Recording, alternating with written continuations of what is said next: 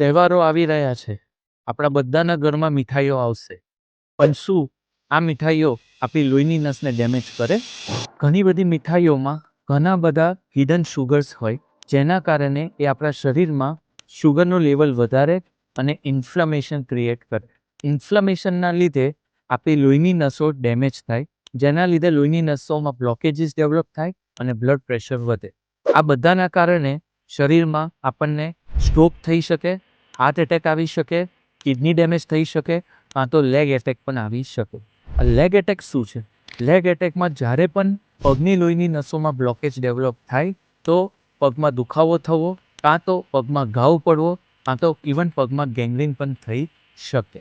તો નેક્સ્ટ ટાઈમથી આ તહેવારોમાં જ્યારે પણ કોઈ પણ મીઠાઈ ખાઈએ તો પાછળ એનું લેબલ કન્ટેન્ટ્સ વાંચવા બહુ જ જરૂરી છે.